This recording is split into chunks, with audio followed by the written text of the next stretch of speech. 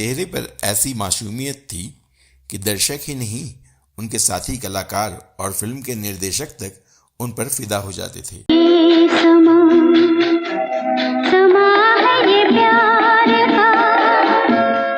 उन्होंने glamorous role किए तो लोगों ने नकार दिया और सीधी सादी भूमिका में आई तो उनकी लोकप्रियता 7वें आसमान पर जा पहुंची। हम तुम चोरी से बंधे एक डोरी से। उन्होंने 5 साल की छोटी उम्र में ही अभिनय शुरू कर दिया था और 10 साल की उम्र तक वो हीरोइन बनकर अवार्ड भी जीत चुकी थीं। चली चली रे पतंग मेरी चली रे, चली चली रे पतंग मेरी चली रे। लेकिन क्या आप जानते हैं कि यह अदाकारा अपने बचपन में ही फिल्मों में काम करना नहीं चाहती थी।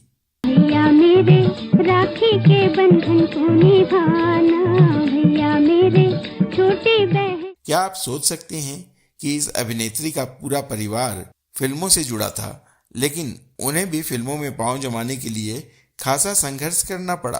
सुनो तो जरा झिंगर बोले चिकी मिकी चिकी मिकी रिमझिम के ये प्यारे प्यारे गीत। और क्या आप यकीन कर सकते हैं कि इस खूबसूरत हसीना को करोड़ों लोग चाहने वाले थे, लेकिन उन्होंने जिससे प्यार किया उसे सगाई करने के लिए 53 वर्ष की उम्र तक इंतजार किया। इसलिए मैंने प्यार किया, दिल को यूं ही बेकरार किया। और आखिरकार उनसे भी शादी नहीं हो सकी। सजना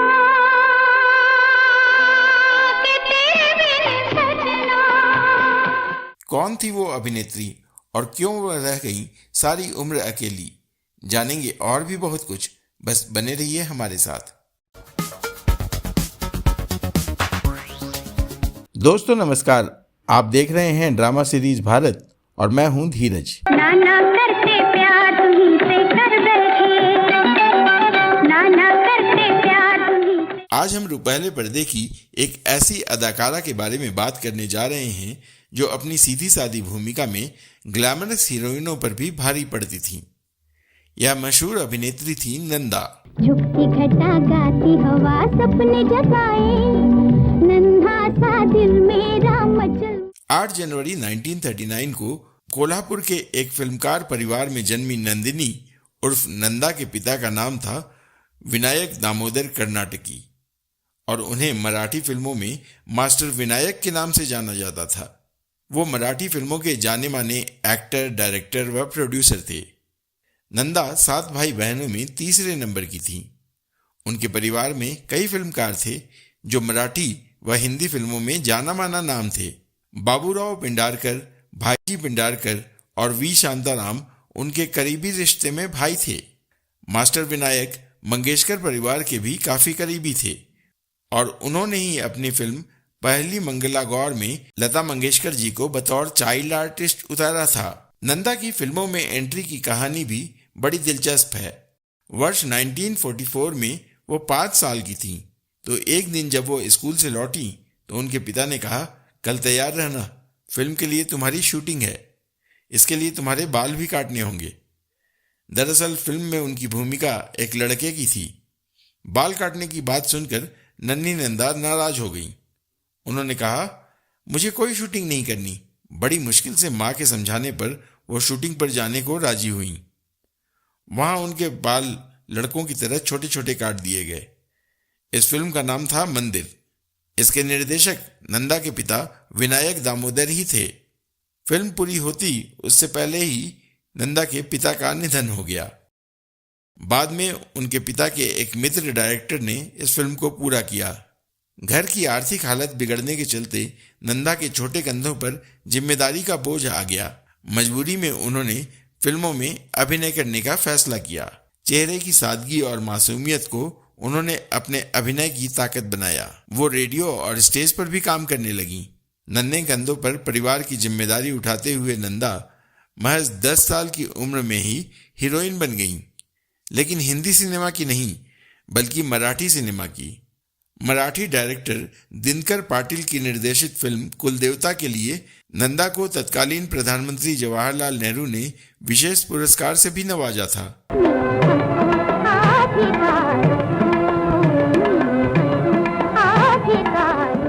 नंदा ने कई मराठी और गुजराती फिल्मों में काम किया।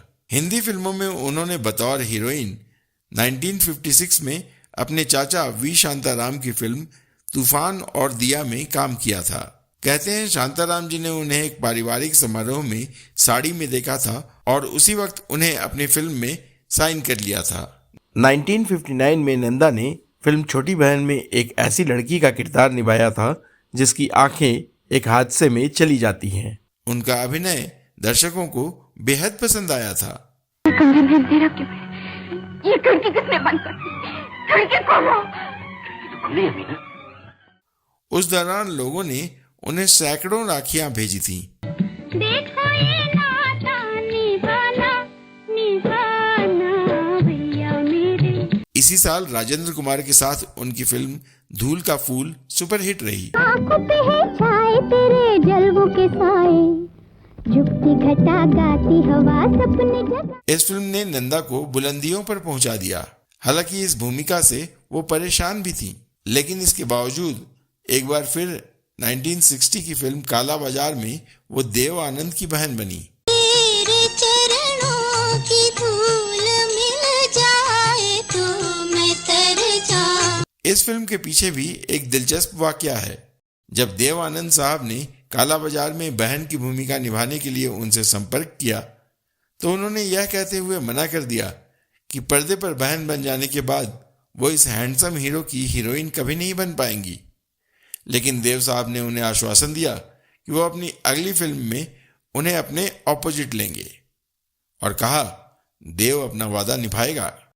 अगले साल यानी 1961 में फिल्म हम दोनों में नंदा ने उनकी आदर्श पत्नी की भूमिका निभाई। अल्लाह तेरो नाम, ईश्वर तेरो नाम। नंदा ने कभी नए अदाकारों के साथ अभिनय करने में संकोच नहीं किया। जगदीप के साथ फिल्म भाभी में, महमूद के साथ फिल्म कैदी नंबर 911 में, मनोज कुमार के साथ फिल्म बेदाग में, धर्मेंद्र के साथ मेरा कसूर क्या है में, जितेंद्र के साथ फिल्म परिवार में और संजीव कुमार के साथ फिल्म पति पत्नी में उन्होंने बेझिझक होकर काम किया। सजरे बदरवा रे, मर्जी तेरी है क्या। उन्होंने राज कपूर साहब के साथ फिल्म आशिक में बेहद सशक्त अभिनय किया है। ये तो कहो कौन हो तुम मुझसे पूछे बिना दिल में।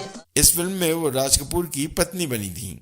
नंदा ने सबसे ज्यादा 8 फिल्में शशि कपूर के साथ की थी। दोनों ने 1961 में चार दीवारी और 1962 में मेहंदी लगी मेरे हाथ जैसी फिल्में की। लेकिन शशि कपूर के साथ सुपरहिट फिल्म रही 1965 में आई जब जब फूल खिले। एक था गुल और एक थी बुलबुल, दोनों चमन में रहे। वर्ष 1965 में तीन देवियां और गुमनाम उनकी सुपरहिट फिल्में रही। जाने चमन शोला बदन पहलू में आ जाओ। अगले साल यानी वर्ष 1966 में उनकी फिल्में पति पत्नी और नींद हमारे ख्वाब तुम्हारे ने बॉक्स ऑफिस पर अच्छा प्रदर्शन किया। अभी तेरा दामन ना छोड़ेंगे हम, सनम मेरी। वर्ष 1967 में परिवार और वर्ष 1968 में अभिलाषा व जुआरी आदि फिल्मों ने उन्हें लोकप्रियता की नई ऊंचाइयां दी। सफर अब ये सफर कट जाएगा। वर्ष 1969 में उनकी 5 फिल्में आईं।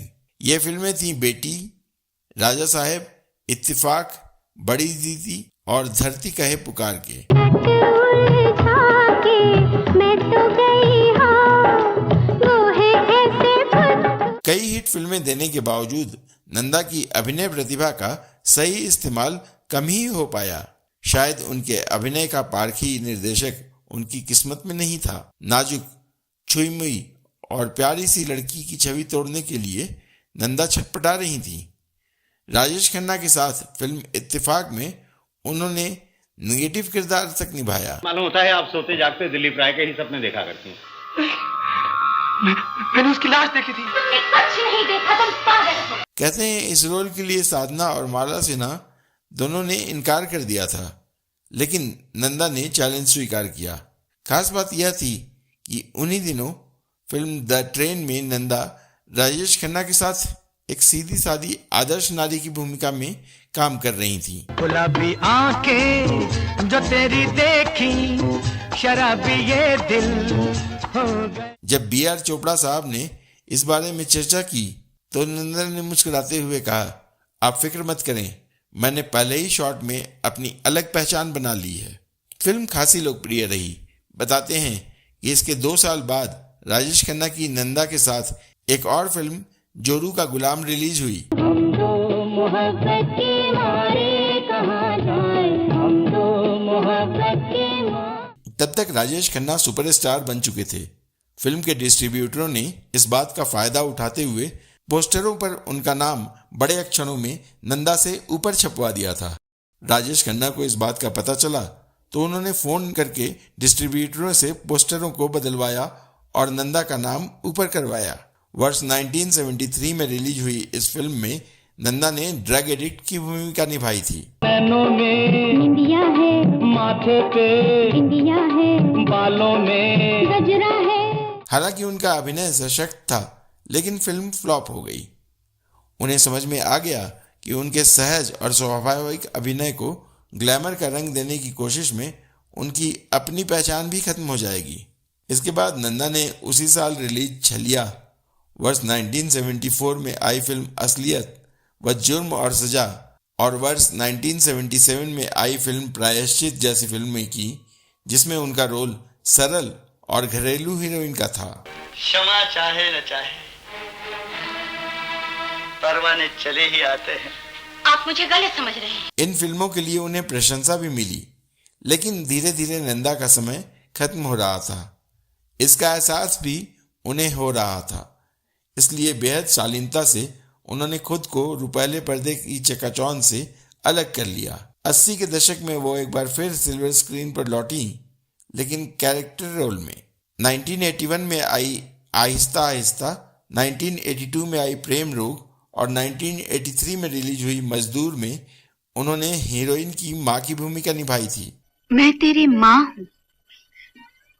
सच तो ये है, तू उसे प्यार करती है, इसे तू भी जानती है, लेकिन मानती नहीं। यह एक दिलचस्प संयोग ही था कि तीनों ही फिल्मों में उनकी बेटी की भूमिका पद्मिनी कोल्हापुरे ने ही निभाई थी। निजी फ्रंट पर देखें तो परिवार में मौजूद भाई बहनों की जिम्मेदारियां उठाने में उन्हें अपने बारे में सोचने का कभी मौका ही नहीं मिला। उन्हें कई अभिनेताओं और निर्देशकों से विवाह के प्रस्ताव मिले, लेकिन वो शादी के लिए तैयार नहीं हुई। कहते हैं कि फिल्म जब जब फूल खिले की शूटिंग के दौरान उन्हें एक बेहद हैंडसम मराठी फौजी अधिकारी ने देखा और उन पर फिदा हो गया। बताया जाता है कि वो अधिकारी शादी का प्रस्ताव लेकर नंदा के घर वालों तक भी पहुंचा था, लेकिन यह अभिनेत्री इस रिश्ते के लिए कभी तैयार नहीं हुई। डायरेक्टर मनमोहन देसाई उन्हें पसंद करते थे, लेकिन बेहद शर्मीली नंदा ने उन्हें कभी अपने प्यार का इजहार करने का मौका ही नहीं दिया।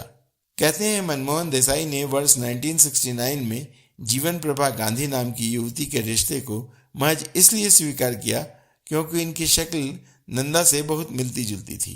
नंदा को सब पता था, लेकिन उन्होंने कभी उनकी घरेलू जिंदगी में दखल नहीं दिया। मनमोहन की शादी के बाद नंदा भावनात्मक तौर पर अंधेरों में खो गई। मनमोहन भी अपनी शादीशुदा जिंदगी में व्यस्त हो गए, लेकिन कुछ समय बाद ही वर्ष 1979 में उनकी पत्नी का निधन हो गया। इसके बाद नंदा की करीबी दोस्त वहीदा रहमान ने दोनों के बीच पुल का काम किया और उन्हें आपस में मिलवाया।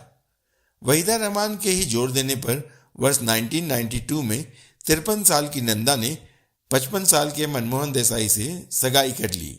दोनों जल्दी ही शादी भी करने वाले थे, लेकिन किस्मत को शायद कुछ और ही मंजूर था।